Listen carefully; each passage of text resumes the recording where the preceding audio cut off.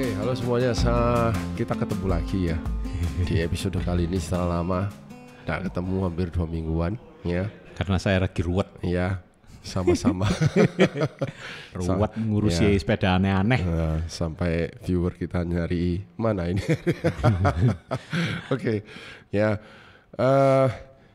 Episode kali ini ada sesuatu yang memang kita harus sampaikan ya, Rick ya, karena ini penting. Ini semua nantinya akan berkaitan dengan bagaimana kita maintain sepeda kita agar selalu dalam kondisi tip top, ya, tip top condition, sehingga selalu siap pakai, ya, dari ujung bawah sampai ujung atas pokoknya semua harus tip top. Ya itu nanti ada assessment dan macam-macam.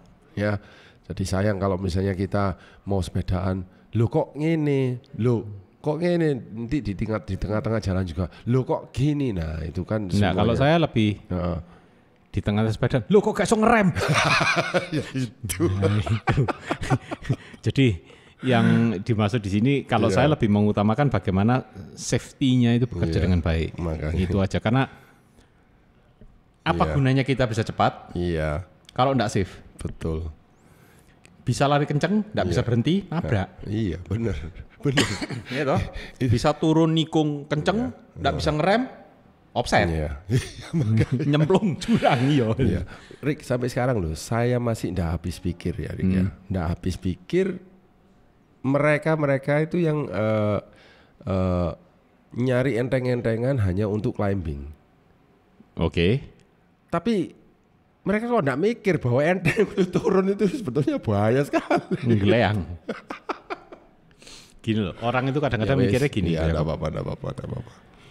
Diringanin satu sisi, dia mengorbankan sisi lainnya. Iya. Tidak mungkin bisa kita dapetin dua-duanya. Iya, makanya. Karena itu kalau orang tanya, aku bikin sepeda untuk climbing. Iya. Pertanyaan saya selalu satu. Iya. Kamu mau main rasio atau mau main enteng-entengan? Iya. Itu. Ya yang saya maksudkan ini loh, kan hari ini juga bertepatan dengan Ijenkom. Persis tadi pagi itu Ijenkom. Oh iya, ini sudah selesai ya kan. Ini orang-orang sudah. Sudah selesai. Udah selesai. Oh iya, udah selesai. Ini bagaimana yang sudah ada yang lolos erek-erek? Tapi kan kebanyakan mereka yang kom-koman juara itu rasanya ya sampai atas tok, habis gitu sudah loading ya turun ya sudah. Kalau saya naiknya males, turunnya oke. Tapi saya sudah rasakan bagaimana betapa pentingnya ya penyetopan itu ya. Oh iya, pengereman, penting. Braking itu bagaimana? Braking karena itu penting. Pada waktu Ijenkom tahun lalu sih saya sampai atas terus sudah loading. Tapi EJJ tahun ini turun. Rasakan paltuting turun. Saya nanti akan punya kejutan satu lagi. Iya. Di bulan berapa? Oh enggak. Bentar lagi saya keluarin. Sebentar lagi. Dan ini akan mengejutkan Anda. Mengejutkan Anda sekaligus napui orang-orang yang pola pikirnya enggak benar. Iya, wis. Silakan ketapuk. Ayo. Itu. Langsung to the point. Jadi gini, Pak Yakob. Ya. Kita ini, jujur dah, banyak orang yang mengabaikan namanya safety. Yes. Padahal safety itu adalah kunci utama segalanya lah. Kalau kita tidak merasa aman dalam sebuah kendaraan, bisa enak. Tidak bisa enak, pas-pas terus. Yes. Tapi kalau kita nyaman dan merasa aman di sebuah kendaraan, ya fine-fine aja, semua akan happy. Gitu. Yang pasti tidak nyorok no konconi. Betul. Iya loh. Nah, karena itu ada proses-proses yang harus Anda jalani dalam mendapatkan kata safety. Iya. Terlepas itu dari aparel yang Anda gunakan, yang mulai dari helm, sepatu, dan glove, dan kawan-kawannya. Kalau ini saya akan kali ini membahas safety dalam sisi parts. Oke, safety tapi di lingkup komponen. Oke. Ayo. Nah, safety itu ada beberapa macam. Yang safety utama kalau di sepeda itu adalah rem. Betul. Ya tadi kita bilang loh, bisa lari kencang nggak bisa berhenti, ya nabrak. Iya. Ya kan? Nah, iya. Kalau rem yang sekarang populer yang paling banyak beredar sekarang adalah rem hidrolik. Hydraulic ya. Hydraulic brake ya. Nah, khusus untuk Shimano itu di drifternya itu ada membrannya. Membran ini untuk memberikan nafas ke minyak rem itu supaya tidak vakum di dalam. Nah, kita kadang-kadang kelupaan gini, banyak mekanik yang lupa melakukan hal ini, sehingga itu membuat remnya rusak. Banyak banget, saya sudah menjumpai berkali-kali. Yes. Jadi gini, Yakob. Apa itu membran itu? Piston rem itu kan bekerja begini. Yes.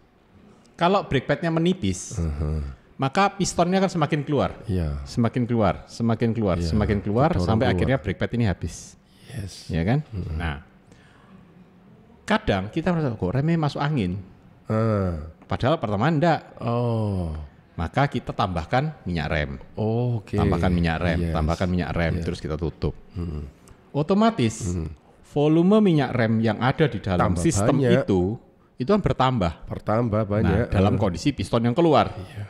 Nah, kemudian satu hari, kita ganti brake pad. Kita ganti brake pad, kita ganti rotor. Rotor di semua merek itu usianya hanya 0,3 mm. 0,3 mm loh guys. Ya. Ketebalannya. Jadi, kalau kita beli rotor baru, maka tebalnya pasti akan 1,8 mili. Baik itu mountain bike, baik itu road bike, baik itu gravel. 1,8 mili. Ya. Dan akan habis masanya di 1,5 mili. 1,5 0,3 mm tok. Ya. Habis itu harus dibuang ya Rick ya. Ganti. Oke. Sebetulnya pemberitahuan tentang tebal rotor minimum itu sudah ada dan ditulis di rotornya. Tapi tidak banyak orang yang tahu, Rick. Iya. Dan tidak banyak orang yang peduli. Nah, itu. Yang penting pakai, Rick. Akhirnya, mungkin Anda belum pernah, kalau di tempat saya banyak kasus itu. Ada yang rotornya pecah. Wah, gosong. Kalau gosong biasa, pecah. Ya. Pecah. Ada yang ngeluh gini. Kalau tak rem itu remnya gembos, kayak gembos, tapi gigit. Terus setelah saya lepas bunyi serang cing.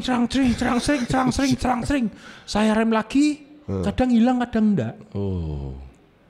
Saya cek tebelnya. Enggak nyampe 1,4. 1,4 tuh. Habisnya kan 1,5. 1,4. Ya terlalu parah dong, terkikis. Lah berarti kan kebacut. Iya, kebacut. Nah, terus ada lagi, ya ini memang kalau ini agak susah melihatnya. Anda harus pakai lampu senter, melihat dari dekat, yaitu ketebalan brake pad. Brake pad itu ada pernya kan, per yang berupa plat tipis itu. Nah, kalau sudah tebelnya itu cuman 0,7 mili, yuk gantiin. 0,7 mili. brake padnya ya. Atau bahkan kalau saya tebelnya itu sudah kurang dari 1 mili, saya sudah ganti. Lebih baik saya keluar uang untuk beli brake pad daripada berobat ke rumah sakit. Kalau saya gitu. Kata-kata mutiara episode ini. Terus apa sih yang kita harus lakukan kalau kita ganti brake pad? Misalnya Anda ingin melakukannya sendiri di rumah, atau mungkin Anda ngelihat mekanik itu sedang mengganti. Satu yang harus Anda perhatikan. Wheelset kan turun pasti, dilepas wheelsetnya, brake pad dibuka, pistonnya kan pasti keluar itu. Nah, piston itu harus dibersihkan. Cukup pakai air sabun dan sikat dan pakai cotton bud atau sikat gigi. Nah, itu kan dari keramik kan itu. Kalau beberapa punya tipe-tipe Shimano yang kelasnya mid up, dia pakai seramik, warnanya putih. Banyak orang yang mencongkel itu atau menekan piston ini pakai kunci pas atau apapun yang bentuknya logam. jangan lakukan. Lebih baik Anda memakai tire lever, congkel ban yang dari plastik itu atau dari nilon, itu yang bisa Anda pakai. Nah, sebelum dimasukkan dibersihkan dulu sampai bersih, kemudian ambil kalau Shimano kan hidrolik mineral oil, taruh di cotton bud, oles-oleskan di piston yang keluar itu. Dioles-oleskan semua, udah baru ditekan masuk. Nah, sebelum Anda menekan masuk, jangan lupa bleed port yang ada di hood itu dibuka. Lah kalau dibuka ya jebrot. Kalau enggak dibuka, jobrot alias bocor alias robek membrannya. Nah, itu betul. Itu saya sudah sampai hari ini sudah 20 sepeda saya ganti membrannya. Karena itu datang tiba-tiba kok ini kok basah terus ya di sini. Loh kenapa? Lah kamu dari mana? Iya tempo hari saya ganti brake pad. Langsung tak lu ya bubar. Nah, terus ada itu kalau rem ya. Nah, setelah misalnya Anda sudah buka bleed portnya, kasih tisu di atas lubang bleed port itu, Anda tekan cak-cak ini sehingga minyak rem yang berlebih itu akan diserap oleh tisu itu. Pressure-nya akan tetap konstan di dalam itu. Sehingga nanti pada saat Anda pasang brake pad-nya, udah Anda pasang atau Anda pasang bleed block, jadi kayak kotak-kotak kuning itu, sudah pasang, isi minyak rem lagi, kita bleed ulang, tambahi secukupnya, udah tutup, bleed port tutup, brake pad masuk, nah rem Anda akan kayak baru lagi. Itu. Terus kapan sih kita mengganti total hidrolik mineral oilnya itu? Setahun sekali, minimum. Setahun sekali minimum. Tergantung style riding Anda. Kalau style riding Anda berasaan, seneng yang ngerem kuat dan panjang, harus lebih sering. Itu bisa setengah tahun Anda harus ganti. Itu. Nah terus, lah gimana kalau sudah sobek? Nah kalau untuk road bike, kalau punya mountain bike beli livernya enggak terlalu mahal. Kalau punya road bike, livernya kan mahal karena harus beli sama drifternya. Ini membrannya. Ya inilah keuntungan kalau Anda punya Shimano. Ini membrannya kanan kiri. Ya. Inilah keuntungannya kalau Anda mempunyai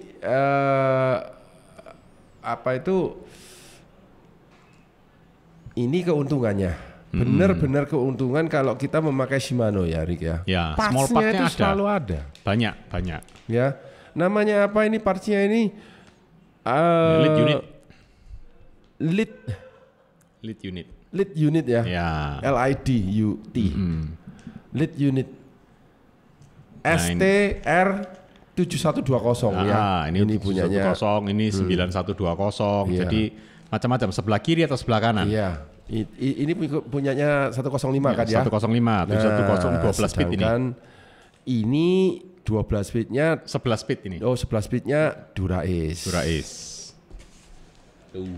Nah, sekecil ini loh guys. Tapi luar biasa pentingnya. Nggak ada ini, nggak bisa ngerem.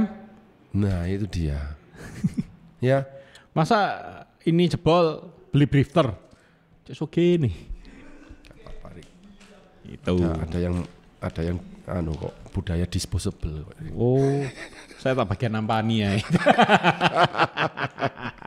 Oke. Itu. Nah, terus ada lagi. Ya, mungkin yang pakai 11 speed, 11 speed itu di FD. Itu ada namanya skid plate. Oke. Yang warna hitam-hitam. Di body FD yang sebelah dalam. Nah, itu bisa habis loh. Ausnya karena apa? Gesekan sama rantai. Kan dia tugasnya untuk bawa rantai ke sana ke sini. Dibenturkan sama rantai. Ya, itu ada. Itu ada partsnya, Rick? Ada. Tak edel-edel di sini, pasti ada. Ini kayak kantongnya Doraemon ya, Rick ya. Ono ae jero nih. Kesuwen. Iya wis kesuwen tumplek. Wih. Wah kene Rik. Duh, pas-pas kecil kayak plug cover. Ya. Fix screw. Wow. Banyak guys. Nameplate. Aduh. Nah, ini loh yang saya maksud kemarin ketika saya diskusi sama orang. Nah, ini Shimano lo jual hanya pulinya aja. Ini cage, RD cage.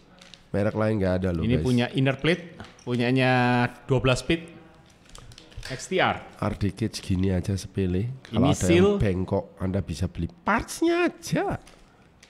Ini nameplate. Ini punyanya Durais ya, Riga? Ya, Durais. Iya, enteng. Terus, oh ini seal rem tadi. Ya. So, nah, bahkan ini loh. Ya. Ini baut. Iya. Fixing bolts untuk di RD. Kabel RD. Iya. Ini fixing boltnya. Iya. Lengkap loh. Iya, ada. Nah, ini nameplate. Ini banyak yang hilang ini. Iya, iya. Banyak yang hilang. Saya tahu kan ini yang di shifter yang di atas itu loh. Betul. Bagian atas ini. Terus yang sering hilang lagi adalah ini. Ayo. Iki aku opo aku karo. Ini Iya, sebentar. kalau di 12 speed Sebentar. GRX Oke. kemudian Barang ini Durais. kalau di 12 bit, apa namanya? Ini tutup baut untuk pembuka valve-nya bleed di belakang. Tutupnya ini. Wow, di bagian RD ini. Di brake caliper. Di black caliper. Yang depan belakang. Iya. Sama. Wow. Ada. Tutup black caliper. Nah, kalau ini ringnya Ya. lock ring untuk hub XT. Oh ya, saya. SLX. Ya, ini yang kemarin kayaknya pernah itu. kamu demo ini. Ini yang masuk di dalam hub ini ya. Ini betul. Ini pengunjinya ada, padahal jarang rusak tapi disediain. Nah, ini Shimano nameplate. gitu loh. Ya, Nameplate. yang saya maksud tadi nameplate Ini itu ya seal-nya. Nameplate, ya di bagian pojok. Ini ya. seal-nya hub. Oke. Yang direct engagement ini. Ini seal-nya hub. Wow. Ya, Yes. ada lagi. Oke. Ini fixing bolt tadi sudah ya. Luar biasa. Sudah. Oh, terus zoom in ini kok banyak. Apa? Ya banyak segini, Rek. Nih. Clamp. Ini. Bracket ini hood clamp. Ya. Ada. Kan ini banyak berkarat lah. Iya, ini hood clamp yang iya benar ya. Banyak yang berkarat kan? Iya, hood clamp yang ke handlebarnya Iya, itu ke drawbar. Betul. Ya. Ini nameplate lagi. Kalau ada Anda yang punya terus kemudian karatan ya mbok ganti. Ini semua ini sebetulnya enggak mahal harganya. Enggak mahal. Ya, tahu kan kalau Anda buka hood Anda dan mau ganti posisi hoodnya, ada yang mau di pakai kunci L5 biasanya. Di kayak operator kok di ini toko-toko gitu. Ya, terus ini. bagi yang partnya di i2 12 speed. Ini cover kabel FD. Cover kabel cover kabel RD. FD. FD. Ya. Yang di depan itu ya. Yes. Ini banyak yang hilang. Orang-orang itu kadang-kadang masangnya enggak bener hilang. Bener. Ini udah ya lagi. Betul. Nah, ini punyanya 105 ya. Nah, sama 10. Ini bukan. Ini tipenya Plug cover. Oh, ini universal. Universal ya sudah. Toh. Ini punyanya Ultegra bisa, punyanya Ultegra Durais. Iya. Yang 12 speed dia itu. Iya. Oke. Nah, terus ini tutup kabel tadi. Nah, ini loh yang namanya skid plate itu. Nih. Bentar. Ini skid plate ini. Dan ini berbagai tipe. Betul. Dan ini nggak banyak yang tipe. menyadari bahwa kebanyakan FD-nya mereka itu hilang. Aus atau hilang. Jadi garek wesi tok. Nah. Ada. Oh no, luar biasa. Nah, disiapin loh. Luar biasa. Ayo guys, daripada Anda apa ya istilahnya ngeluarin duit tak karu-karuan. Ya beli aja Parsmel. Itu sudah terjual apa enggak, Rik? Ada, sudah ada. Oke. Ini ada lagi. Tutup kabel RD di i2 untuk yang 12 bit. Ini sering banyak yang hilang juga. Betul. Copot-copot, bongkar-bongkar, gelidis di rumah, hilang. Ya, ini tutup RD. Apa? Tutup RD apa ini? Kabel di i2 yang ke RD. Ya. Das covernya. Ya. What's the name? Boot cover. Nah, boot cover. Tapi kalau kita nyebutin istilah resminya, iso bingung kabeh yang dengerin. Ya, ya untung aja kamu mekanik, Rik. Jadi bahasa sehari-harinya tahu. Ini plit dalam. Ya, plit dalam. Untuk ini. RD, inner plate-nya. Ini punyanya Durais 12 bit dia itu. Dari karbon. Yes. Ini loh yang saya maksud ke Panari ada kejadian bahwa satu brand yang sudah diganti itu ya. Ceramic Speed terus akhirnya buyar dan harus beli 1 unit. Nah, repot toh? Repot. Kalau ada Shimano cukup beli ini aja. Nah, ini aduh. Bayangkan kalau misalnya Anda punya SRAM Red kemudian Anda pernah ganti dengan Ceramic Speed ya. Kemudian itu kan sudah ditempet ya. Kemudian entah apa Ceramic Speed-nya Anda aus tak apa ya kan. Anda mau kembali ke lama, Anda baut. Gak bisa dibaut. Anda gak bisa beli ininya tok. Harus beli full unit full. Goodbye. Walaupun RD Anda gak rusak sebetulnya. Hanya murnya baut cover lagi udah. Shimano. Ya kan? Ini masih sebagian kok ya, Kop. Ya. Sebenarnya masih banyak lagi. Banyak lagi. Rajin-rajin aja ya YouTube kita untuk searching. Banyak toh. Pokoknya ada lah guys. Ya. Pokoknya ada. Bayangin segini banyak. Saya sendiri metani ndak sing ngelu. Betul. Nah, terus worn out parts. Untuk di Shimano. Ini per. Nah, ini belum. Ini pernya untuk direct engagement, hub yang direct engagement ini pernya. Yes. Saya pernah. Kan kita pernah beredelin kan di sini. Ya. Ini salah satu pernya. Ini per direct engagement. Wheelset Durais ini ada pernya. Ya. Kelihatannya sepele ya, Rik ya. Iya, tapi enggak ini yang ngeluh. Kelihatannya sepele ini. Coil spring namanya. Ya kan? 911. Ya miliknya Durais ini. Direct engagement. Ya, coil spring. Nah, sekarang kalau kita di Shimano itu ada namanya WOP. WOP itu singkatan dari worn out parts. Okay. Jadi part yang bisa habis terpakai. Iya. Oke. Yang pasti rotor, brake pad, yes. Kemudian rantai, yes. hydraulic mineral oil, kemudian chain ring, yes. sprocket, pulley, pulley. Oke, itu kita sering bikin tentang pulley ya. Bagaimana murahnya.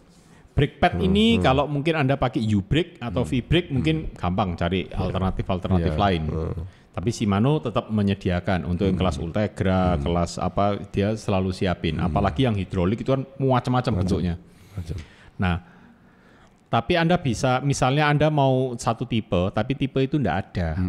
Atau toko itu enggak punya toko tipe lain. Itu ada beberapa part, mungkin Anda bisa lihat di webnya Shimano, compatibility-nya dengan apa. Jadi substitusinya apa. Kalau dulu kita mungkin yang group set lama, 105 yang lama, atau dapat Tiagra yang pertama keluar yang disc brake. Itu kan brake pad-nya pakai L03A. Ya kan? L03A itu sekarang sudah tidak ada. Oh, oke. Seri 3 sudah ada. Seri 3 sudah discontinue. Dia diperbarui dengan brake pad namanya yang serinya L05A. L05A ini pengembangan dari L03. Jadi improvement ya. Improvement. Jadi dia sedikit lebih tebal, kemudian lebih gripnya lebih bagus. Asik. Komposisinya mungkin ya. Jadi banyak sekali. Jadi kalau Anda misalnya, saya maunya L03. Oh, L03 sudah tidak ada. Yang ada L05A. Ini brake pad tapi untuk L05 enggak lebih mahal kan ya? Ya hampir sama. Hampir sama. Improvement tapi hampir sama. Hampir sama. Jadi L05A ini bisa dipakai di 105, Tiagra, kemudian Dura-Ace, Ultegra, GRX, semua brake yang flat mount Shimano. Termasuk Qs yang barusan itu. Juga pakai itu. Itu juga pakai L05A. Meskipun remnya mechanical. Mechanical flat mount. Brake padnya masih pakai itu. Iya. Kurang enak apa? Luar biasa kompatibilitasnya. Kalau L05A enggak ada. Ada lagi atasnya yang metal. Ya. Saya lupa serinya. Cuma itu ada. Sama persis memang kompatibel dan itu dia metal. Metal dia lebih stiff lagi. Pengeremnya lebih stiff. Biasa dipakai, kalau saya biasa memakai brake pad itu hanya untuk kompetisi. Itu aja. Oke. Tuh, terus rotor tadi kan sudah kita bahas. Kalau tebal minimumnya adalah 1,5 mili. Terus brake pad juga sudah kita bahas. Kalau mineral oil 6 bulan, bleed total. Atau kalau Anda jarang-jarang sepeda setahun lah harus ganti. Kalau enggak kok Yakob. Wah itu bisa kita bleed gini. Kalau hidrolik mineral oilnya Shimano itu kan warnanya merah-merah. Begitu kalau setahun kita enggak bleed, jerot gini hitam.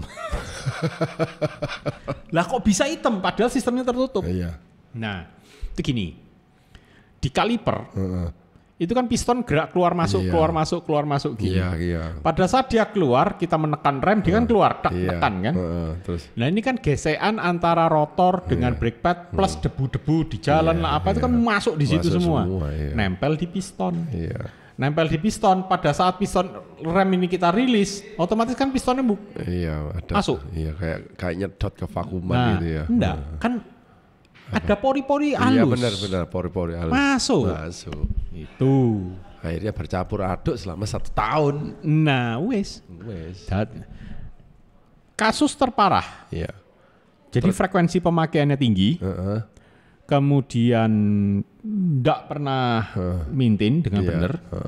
Alhasil pistonnya jebol. Sampai bisa begitu ya? Iya. Karena residunya yang masuk sangat banyak dan itu akhirnya ngerusak sil dalam pistonnya. Sil pistonnya kena. Imagine. Padahal paling kita beli 1 botol 100.000 lebih 200.000 ya kan? Mineral oil. Kita bleed. Mau bleed sendiri di rumah bisa, bawa ke bengkel. Kalau enggak bisa ya bawa ke bengkel untuk melakukannya. Itu loh enggak seberapa mahal gitu loh. Dibandingkan beli bracket hood lagi. Iya. Sudah berapa? Nah, itu. Nah, terus puli. Sama bilang puli Shimano tidak bisa habis. Bisa habis. Ini menarik. Bisa habis. Dan kalau Anda sering menyuci drivetrain Anda pakai bensin. Atau apapun BBM. Itu bisa menyebabkan puli ini retak. Iya, lama-lama ya. Iya, bisa retak. Betul. Karena itu pakailah degreaser yang benar. Atau paling aman, Mama Lemon. Iya. Mama Lemon itu memang jinak ya. Iya. Jinak, lunak ya. Tapi Anda memang harus sabar. Betul. Nah, itu. Terus puli ini itu bisa habis. Dia bisa menipis karena kan gesekan dengan rantai kanan kiri. Tapi yang pasti dia enggak kocak, enggak terlalu kocak. Betul. Nah, andai kata kocak, ya udah beli puli lagi satu set paling kalau punyanya 200.000 paling mahal. Ya, paling mahal. 225.000 paling mahal. Iya. Yang punyanya MTB itu aja cuman 220.000. Iya, benar. Nah, sekaligus ini bisa jadi bahan upgrade. Yes. Yang 105 Tiagra, nah kan belum pulih masih pakai busing. Iya. Nah, itu Anda bisa, puliku sudah rusak atau sudah terlalu oblak, ya udah beli aja punya Ultegra atau punyanya XT itu punya apa, naikkan aja kelasnya. Shiftingnya akan beda, pedalingnya akan beda. Wow, hanya dengan puli itu. Puli. Ya. Daripada duitnya habis dibeliin puli yang aneh-aneh. Iya. Masuk akal. Umurnya lebih pendek lagi dari Shimano. Yang tercatat di saya, di sepeda saya pakainya kan sangat rutin. Iya. Dan cukup kejam kalau di off-road. Itu puli 3 tahun belum ganti. Ya enggak oblak. Iya, asal perawatannya bener loh ya. Tuh. Original parts-nya. Nah. Terus rantai. Iya, rantai. Kalau rantai itu sudah, jadi penting bagi Anda untuk memiliki chain checker. Chain checker, ya. Penting bagi Anda memiliki chain checker di rumah. Murah. Nggak harus punyanya Shimano, nggak harus punyanya KMC. Iya. Beli spare kopo, pokoknya chain checker betul ya betul. Iya, benar. Itu Anda bisa melihat kondisi kesehatan rantai Anda. Jangan sampai terlambat. Karena kalau Anda sampai terlambat ganti rantai, itu yang dimakan bukan cuma rantainya. Chainring Anda kemakan, semuanya. sprocketnya kemakan, semuanya. Kemudian puli-puli kemakan semua. Iya. Ya. Apalagi mungkin ada yang pernah ngalamin gini, lama ndak ganti rantai, pakai terus akhirnya nyadar, rantai sudah molor Pak, harus ganti. Dia ganti rantai. Oke. Setelah ganti rantai, pancal, jedok, lompat-lompat. Duduk rantai ini sih salah berarti. Nah, itu tandanya adalah sprocketmu sudah hancur. Habis lu, berarti rantai plus sprocket harus beli baru. Nah, karena itu jangan sampai terlambat. Kapankah harus ngecek rantai ini? Kalau Anda sering nanjak yang ekstrim, long ride, hujan-hujan, lumpur-lumpur, off-roadan, itu paling tidak 2.000 kilometer cek.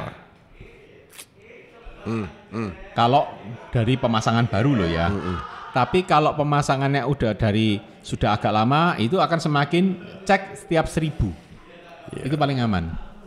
Begitu sudah masuk blok 75%, wes siap-siap nabung ganti rantai. Daripada chainring berapa juta? Mahal. Nah, yang tadi GRX saja 2 jutaan nah ya. Nah, crank set. Kalau beli cuman cranknya aja sih enggak terlalu problem lah. 2 juta bisa. Atau 1,5 juta atau 800.000 mungkin kita masih bisa beli. Sprocket paling punya 105 enggak nyampe 1 juta. Atau yang aftermarket juga banyak. Iya, tapi itu kan. Tapi junggele loh. Nah, junggele loh. Yang mahal.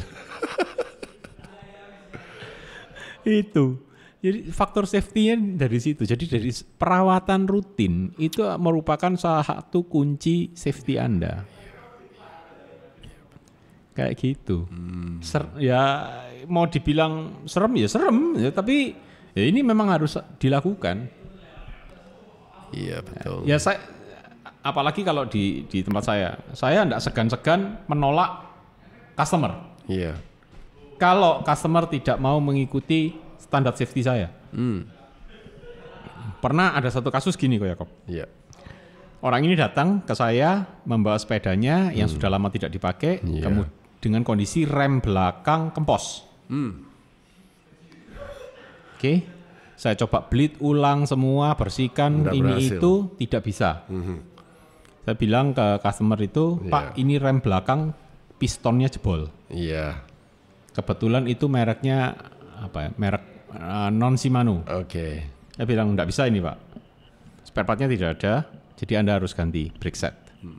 Atau Anda ganti yang rem belakang aja. Jadi yang depan gimana Pak? Yang depan aman. Aman. Sangat normal. Ya udah kalau gitu di servis biasa aja Pak. Yang belakang biarin aja, nggak usah diganti. Loh Pak, ini nggak bisa ngerem. Ngerem pakai kaki. Nggak apa-apa, saya juga sepedanya nggak kayak gimana-gimana, saya cukup dengan komplek-komplek itu aja kok. Pelan-pelan. Pak, ini bahaya. Rem belakang itu lebih penting daripada rem depan. Kalau rem depan, Anda cuma mengandalkan rem depan, bisa jungkel ke depan. Nah, enggak apa-apa, gini. Oke, kalau Bapak tidak bersedia mengikuti standar safety-nya, silakan sepedanya diambil, saya tidak kerjakan. Loh, tapi Pak Erik kan sudah bongkar ini itu, sudah beli. Enggak apa-apa Pak, saya rugi di situ enggak masalah. Tapi saya tidak mau melanjutkan. Silakan Pak pulang. Oh wow, itu sepeda loh. Jangan beranggapan bahwa sepeda itu dengan satu rem itu apapun juga loh ya. Iya. Ngawur. Nah, mau sepelan apapun kalau Anda cuman mengandalkan kalau mendadak kaget, plak langsung itu. Pasti jatuh. Iya. Nggak mungkin enggak. Iya. Minim. Selangkangan Anda ketatap stem. Oh iya. Itu minim. Kepleset berpasir aja mengandalkan roda depan aja Anda bisa terpelanting. Bubar. Karena itu kadang-kadang orang-orang enggak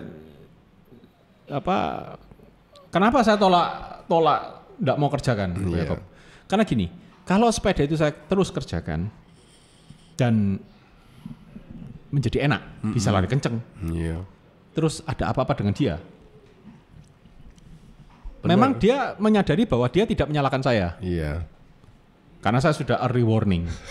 Tapi kalau kejadiannya sudah terjadi. Saya itu jadi kalau itu betul-betul terjadi ya kita enggak minta, tapi kalau terjadi apesnya orang. Wah. Harusnya dia cuma jatuh luka berat gitu aja. Karena enggak punya rem sehingga kepalanya kebentur aspal atau apa. Aduh. Kan saya jadi merasa gini. Kayak tanggung jawab moral. Bahwa saya sudah kenapa saya teruskan. Iya. Itu.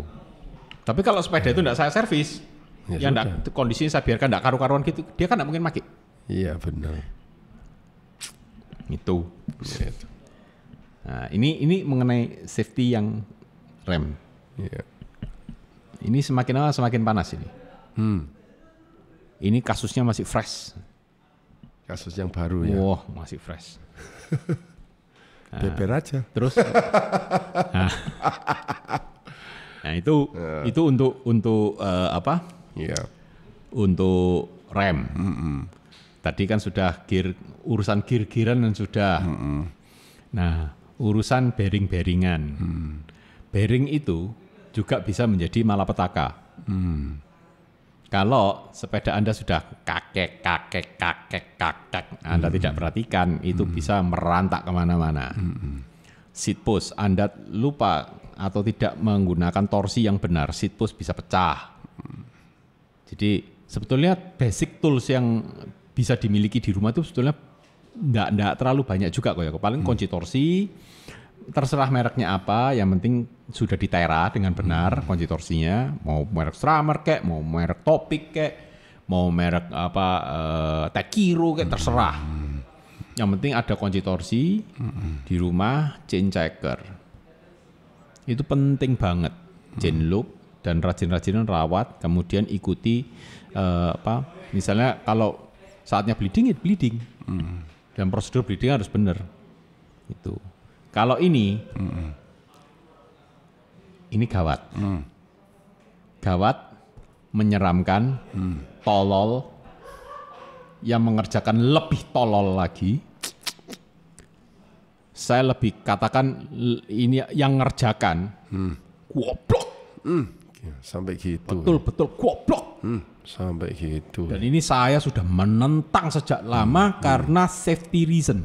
Bukan karena apa atau apa, tapi safety reasonnya. Iya. Ntar saya ambilkan barangnya. Itu dia. Oke lanjut. Mau tahu barang tololnya apa? Apa?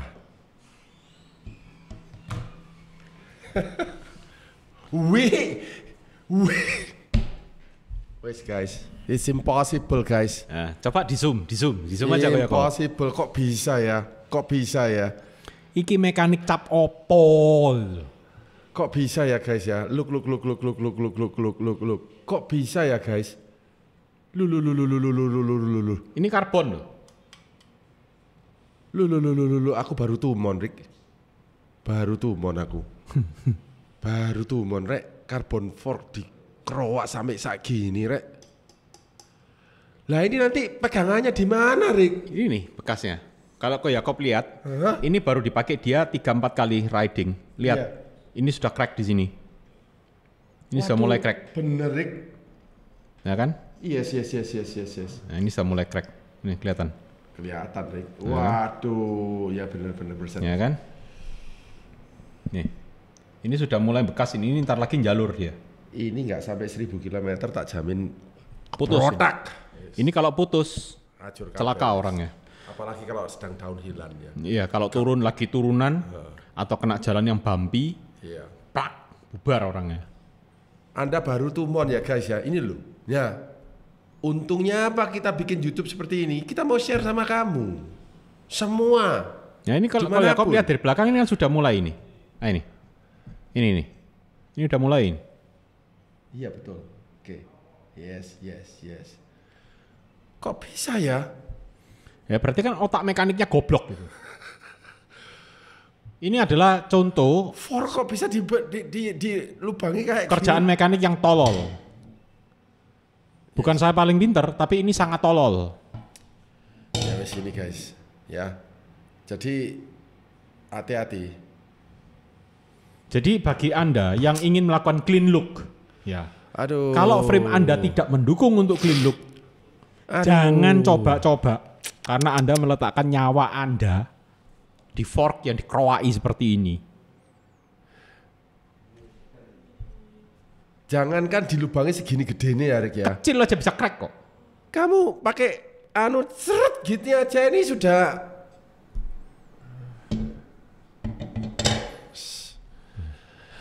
Medeni Rek. Kok Yakob main road bike udah berapa lama? Oh, udah lama. Udah lama kan? Iya.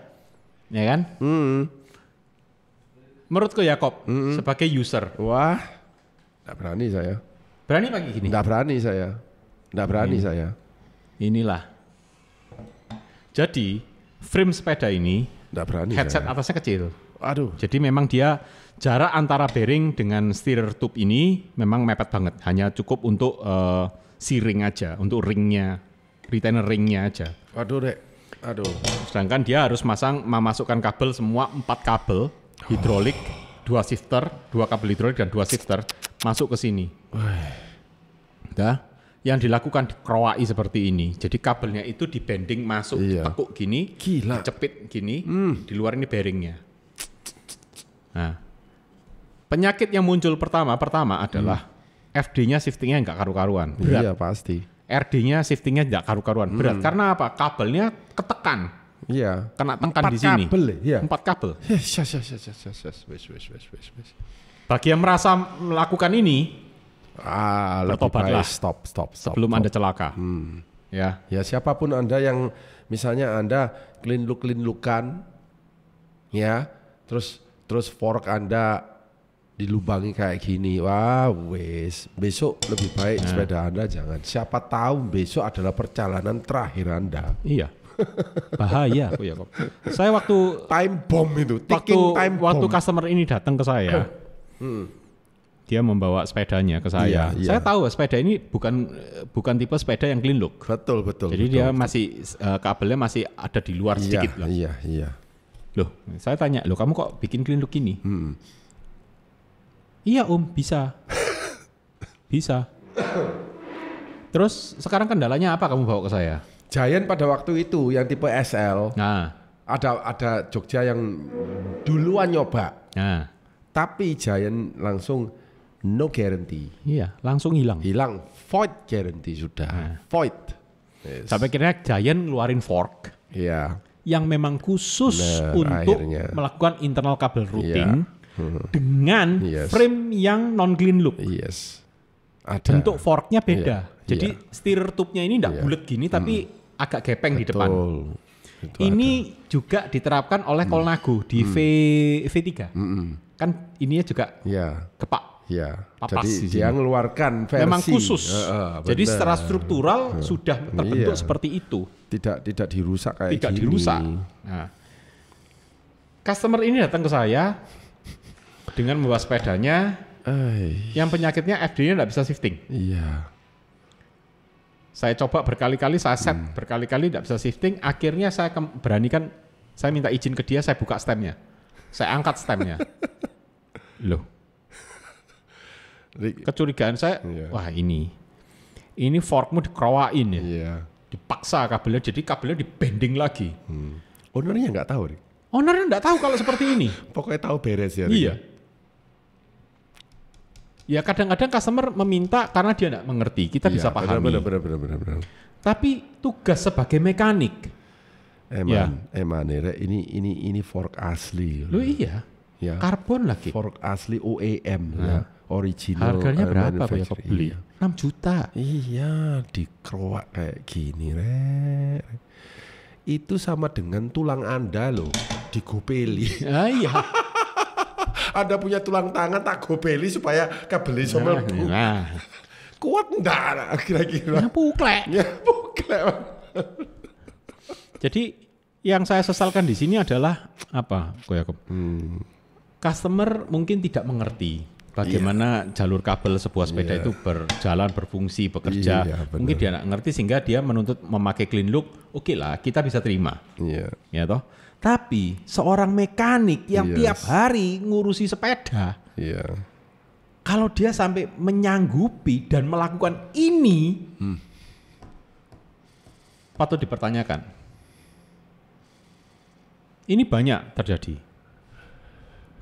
Yang bisa frame-frame sepeda, apa yang bisa dilakukan untuk melakukan clean look kalau frame-nya tidak clean look? Adalah frame-frame sepeda yang menggunakan semi-integrated headset. Jadi semi-integrated headset itu apa? Jadi headsetnya masih ada insert-nya lagi. Nah itu Anda beli headset entah punya token, punya strummer, itu ada yang memang headset atasnya itu besar bearingnya, sehingga ada ruang kabel untuk masuk. Dan siringnya akan mengikuti siring untuk interlock kabel routing. Nah, itu memang didesain untuk melakukan interlock kabel routing tanpa merusak struktur utama. Nah, akhirnya saya cek sepedanya. Oh, ini bisa kok. Saya belikan. Kita datangkan aja headset yang memang atas memang untuk interlock kabel routing.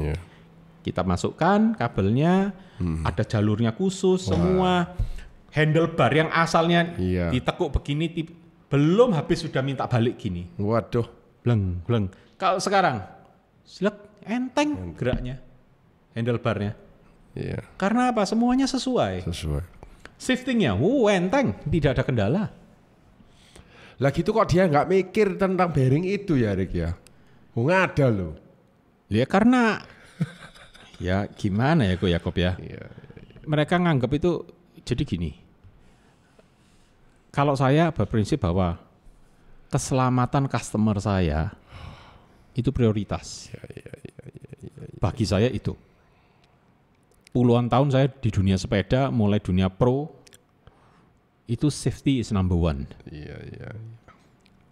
Ya, kayak gini ini kan hal yang sangat disesalkan terjadi. Memang. Ya saya tidak peduli orang benci saya tidak ngurus. Tapi bagi saya customer itu number one. Safety-nya number one. Episode kali ini Anda secara live loh melihat sendiri kekonyolan. Ini konyol banget. Kekonyolan konco-koncomu lho. Sampai koyo ngene lho guys. Konyole. Kebangetan lah konyolnya. Jadi kalau Anda pingin yang masih punya frame-frame yang semi integrated, kalau Anda pingin melakukan internal kabel routing kayak gini, ya Anda bisa beli headsetnya punya token itu yang serinya Mbox. Itu kalau yang di Stratos S7, Stratos S7 itu sudah pakai headsetnya token. Itu atau Anda beli punya Strammer, itu juga Strammer sudah nyiapin juga untuk headset seperti itu. Ya. Kemudian, lah kalau MTB kan forknya aluminium, kan logam, enggak apa-apa. Siapa bilang jangan dilubangi. Kecuali memang forknya memang didesain untuk internal kabel routing. Karena pada saat lubang itu dibuat, itu pasti di bagian itu akan dipertebal oleh manufaktur sebagai pengganti. Betul, ya, sudah tahu anunya itu. Itu. Jadi misalnya kalau Anda yang memiliki frame-frame yang sudah internal kabel routing di forknya, pasti ada lubang di sini atau di sini. Ya itu enggak apa-apa karena itu enggak apa-apa karena apa? Di bagian itu pasti sudah di-reinforce. Iya. Dan pasti lubangnya itu rapi ya, Rik. Ya, lubangnya rapi. Ini pasti pecotot gini. Lubangnya rapi dan dia presisi. Presisi rapi. Nah, kemudian di bagian samping-sampingnya sekelilingnya radiusnya segini kira-kira. Itu tebal lebih bener. Tebal dari bagian-bagian lain. Ini enggak ini. Kalau ini enggak. Kalau diketok-ketok aja sudah suaranya beda. Beda. Ya, loh. Sember. Ya itu. Itu pada kayak misalnya sesuatu yang retak itu loh, kamu tek itu sepeda. Ya. Jadi jangan lakukan ini. Yes. Baik di fork yang steerer tube-nya karbon ataupun yang aluminium. Yeah. Kalau Anda misalnya punya headset atau punya fork yang memang untuk kabel rem depannya pingin Anda bikin internal, bisa.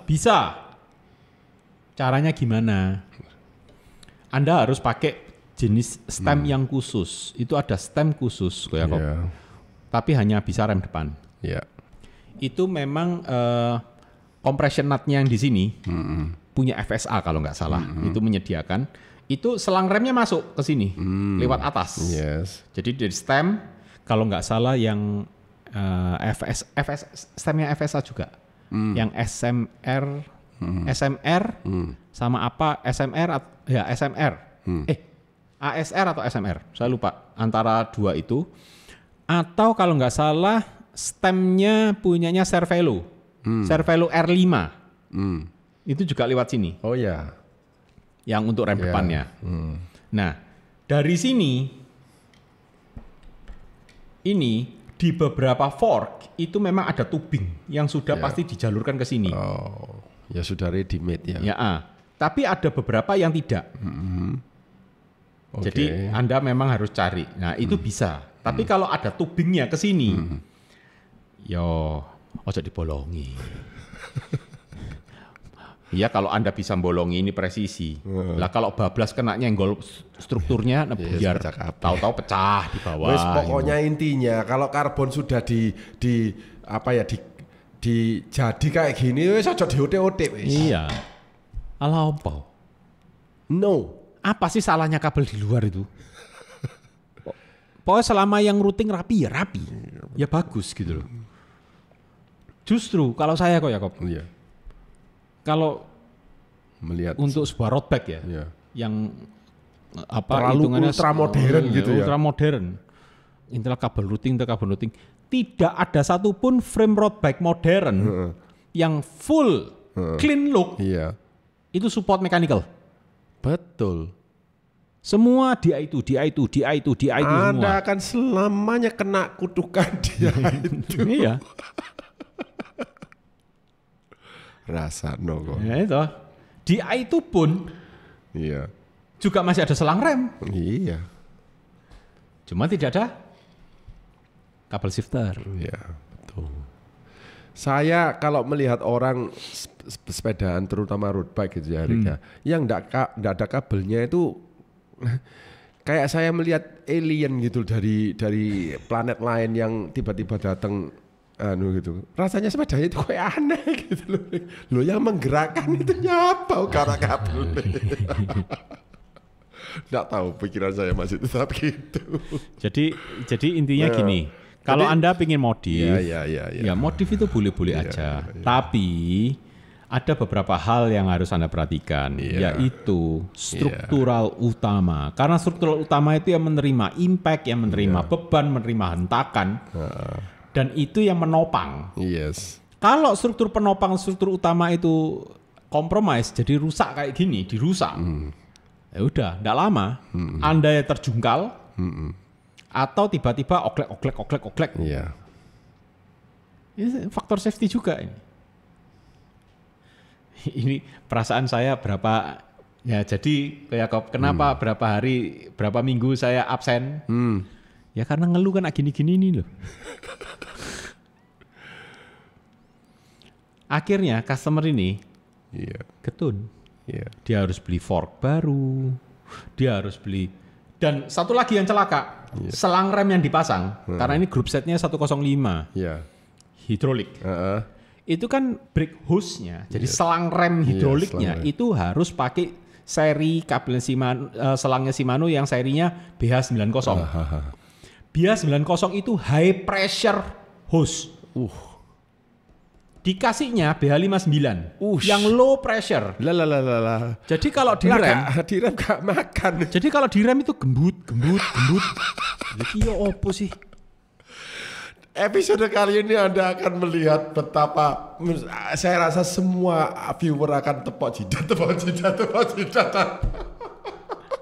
Ini loh.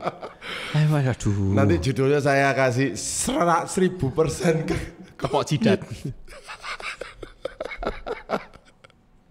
1000% tepok jidat. Ya, inilah. Jadi apa yang sudah menjadi contoh kasus di sini jangan Anda lakukan. Itu. Karena jadi intinya gini. Saya sebagai mekanik profesional pingin customer saya itu bisa goes. Semua orang bisa goes dengan happy, pulang ke rumah happy, kumpul anak istri keluarga happy, berangkat happy, pulang happy. Jangan sampai berangkat happy, pulang peti mati. Yes, exactly. Atau masuk ambulan. Wah, itu. Karena apa? Anda mungkin hanya mementingkan egois Anda kelihatan keren di antara teman. Gini. Tapi tidak memperhitungkan orang lain kayak apa di rumah. Jadi gini loh, ya. Episode kita itu sebetulnya kita nggak mempermasalahkan sih kamu mau naik sepeda apa itu nggak mempermasalahkan. Nggak peduli. Ya. Yang penting kamu ini sepedamu tuh gena, ya kan, terus dari sisi komponen dan macam-macam itu berjalan dengan baik, ya. Terus Anda maintain baik, ya. Parts-partsnya pun sih ya, istilahnya ya beli yang bagus, baik gitu ya. Sehingga apa? Perjalanan Anda ini bisa Anda nikmati 100%. Anda bisa menjalani hobi atau olahraga cycling ini lama, betul, langgeng, ya toh, awet dan tidak cacat, ya toh, dan menghindari kecelakaan. Karena gini kok ya Kop, kalau kita bawa sepeda kecelakaan di jalan, ya kalau kita kecelakaan di jalan yang sepi. Iya. Kalau kita kecelakaan di jalan raya, Rick, aku sudah merasakan, Rick. Karena kebodohannya kita celaka sendiri di jalan raya. Tapi ada kendaraan lain di belakang kita yang ikut kepotokan sehingga mungkin bisa terjadi aja tabrakan beruntun. Bikin susah orang banyak. Iya, Rick. Iya kan? Bikin susah orang banyak, orang yang harusnya tidak kena masalah itu jadi ikut. Jadi nggak ikut makan nangka tapi kena pulutnya. Iya, makanya itu. Ya itulah kok Yakob, saya ngelihat sepeda ini waktu datang aduh ngelus dada. Tapi beruntung loh ya, Erik mau share. Ya itu, kita dapat keuntungan apa sih Rick dari gini-gini? Nggak ada toh Rick ya? Nggak ada. Ya itu. Tapi intinya ya jangan melakukan suatu kebodohan yang itu akan mencelakai diri Anda sendiri. Dan bagi mekanik-mekanik yang mungkin juga ngikutin channel ini, ya jangan melakukan kebodohan seperti ini. Kalau Anda masih melakukan, Anda keterlaluan, Anda bajingan. Bajingan karena apa saya berani bilang bajingan? Karena Anda tidak peduli dengan keselamatan customer Anda. Anda tidak peduli ke orang yang memberikan Anda rezeki. Nah itu dia, itu yang Anda hanya mau uangnya, tapi tidak mau menjaga dia supaya dia tetap selamat. Iya.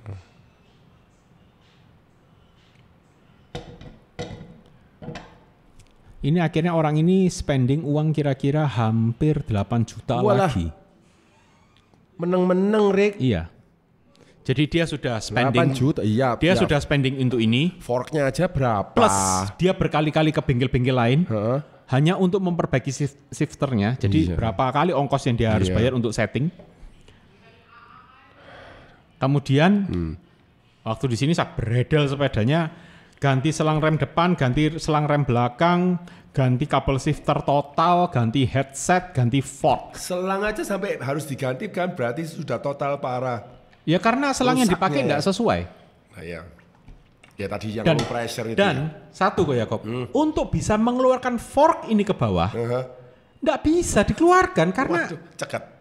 Terjepit kan, ini kan terkunci kabel di sini. Kabel 4 loh ya, gemuknya seberapa ya? Iya. Aduh. Jadi akhirnya saya potong, dak terus. Mau ndak mau? Tanpa ampun. Didorong, saya potong di depan customer. Ayo coba kamu keluarin kalau bisa. Iya, ndak bisa kok. Ya udah. Jadi gimana? Kamu mau gimana sekarang? Tak gituin. Ya udah kok, potong. Ya potong, dak. Begitu potong itu pun saya masih harus effort lagi. Iya. Untuk ngeluarin. Untuk ngeluarin kabelnya tok makan waktu 1 jam. Dan jangan lupa, sebetulnya kabel rem itu kalau bisa lo ya di save, ya kan? Kalau kamu ganti baru ya wes pengen piro. Bayari piro. Nah, ini belum kena yang kayak untungnya punya Shimano yang road. Itu tidak seperti punya MTB. Kalau punya MTB ada banjonya lagi yang sudah dikrimping paten. Itu harga selang remnya lebih mahal dari punya road. Hati-hati. Itu. Terus satu lagi. Iya. Ini kan masalah kebodohan hakiki ini. Oke lah, kita pas. Ya. Satu lagi. Yes. Ini adalah perilaku ridernya sendiri. Apa itu? Bukalah karet hood yang dekat handlebar. Periksa apakah ada endapan garam di situ. Nah, putih-putih gitu ya. Yes. Kalau ada ya dibersihin dong pakai alkohol atau air sabun kemudian keringkan. Karena apa? Terutama yang hidrolik untuk beberapa tipe seperti Dura-Ace, Ultegra yang 11 speed dia itu. Itu lubang bleedingnya, bleed portnya yang di hoodnya itu ada di bawah. Oke. Sehingga itu rentan banget kena keringat. Kemudian tempat selang rem itu masuk. Ya. Ini kan ada retainernya. Ini dari magnesium atau aluminium. Kemudian ada bolts penguncinya. Bolts penguncinya itu dari aluminium, ada yang dari besi. Ya. Ini kalau kena keringat Anda terus, jebol, karatan. Karena itu harus dibuka, dibersihin sekali-sekali, tutup lagi. Nah ini tindakan merawat sendiri di rumah. Itu. Terus ada lagi. Kalau kunci L-mu jelek, jangan dipakai. Karena apa? Kalau sudah bunder, ayo kon buka opo. Jadi belilah kunci L atau kunci-kunci untuk sepeda yang ya sedikit berkualitas lah. Jadi kalau sudah gepak-gepak itu saja dipakai. Itu. Kalau ini warning standar lah itu. Di mana-mana, baik di sepeda motor, di mobil, kalau kuncinya sudah tidak pas ya tidak bisa. Iya, betul. Tuh. Tapi yang pasti usahakan Anda punya kunci torsi sehingga Anda bisa ngecek. Karena apa? Bagi pemain-pemain road bike itu road bike yang stiff itu vibrasi di frame itu gede. Gede betul. Dan baut-baut itu meskipun dikasih Loctite kayak mau dikasih apa kayak itu masih ada kemungkinan untuk longgar. 0, sekian nano Newton itu per berapa lama itu pasti ada kendor. Karena itu Anda memiliki kunci torsi, kalau Anda mau long ride atau mau nanjak atau mau ikuti event, torsiin satu-satu. Paling mainnya cuma antara 5, 6, 12, 10, 8 Newton itu. Dan di setiap stem handlebar itu pasti sudah menyantumkan berapa torsi yang dibutuhkan, maksimalnya berapa. Kalau seat clamp Anda terlalu kencang, torsinya berlebihan, bisa retak kalau yang karbon. Ya kalau bulat sempurna gitu gampang cari seat pushnya. Murah. Ya sekarang bentuknya yang teardrop lah, yang opo, yang wajik, yang kotak. Yang desain tambah goblok lah aku menurut saya loh ya. Lah iya dibikin aneh-aneh. Yesus. Akhirnya pecah duit lagi. Dan seat push yang bentuknya aneh-aneh itu enggak murah. Enggak murah, Rik. Juta bunyinya. Itu. Ya, itulah kok Yakob. Iya. Pencerahan ya. Melek matanya kita. Ternyata ya itu. Ya, saya yakin loh. Pasti ada viewer yang sedang menonton yang punya seperti ini. Pasti ada. Saya yakin. Dan jumlahnya lebih dari jari saya ini, Rik. Ayo, aku berani bertaruh loh.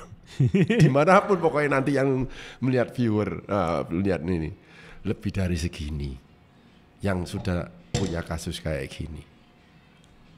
Tapi mereka nanti, sampai sekarang punya saya aman-aman saja. Tidak apa-apa.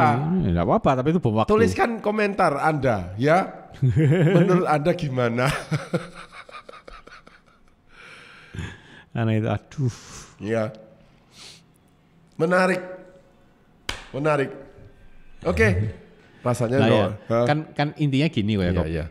Kalau hal seperti ini bisa dilakukan dengan gampang dan itu memang oke. Yes. Berarti kan pabrikan itu ngapain bikin headset gede? Iya, betul. Kan mau meringankan bobot kan? Ngapain sibuk-sibuk bentuk fork yang ada chamfernya apa macam-macam? Kan enggak perlu. Kroai aja beres. Tapi memang benar ya, omongan-omongan Erik ini adalah omongan-omongan yang memang terjadi pada seluruh mekanik di dunia loh, Rik. Iya. Kebodohan manufaktur sepeda sendiri. Kenapa kok kamu clean look gitu loh? Nah, kan alasan aerodinamik. Nah, itu dia. Nah, kalau alasan aerodinamik, ya bedakan antara sepeda balap yang untuk racing dan sepeda balap yang untuk konsumen gitu loh. Nah, masalahnya konsumen mencari sepeda yang seperti yang racing. Nah, itu. Nah, ya itu problemnya. Itu. Nah, itu. Jadi kalau beberapa customer kalau ke saya mau clean look, sepedaku pingin clean look gimana? Iya.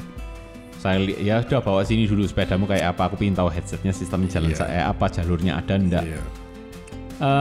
Saya biasa bilang, kamu mau clean look? Iya aku mau. Bisa aku? Bisa. Iya. Waduh, dia apa no? Ganti frame. Iya, itu langsung aja dari frame. Tapi kalau dia headsetnya masih semi integrated, masih pakai crown lagi, kemudian jalur kabelnya ada, outlet kabelnya jelas kemana-kemana, saya bisa saya bisa lakukan dengan apa tanpa merubah struktural apapun. Ini bisa dilakukan.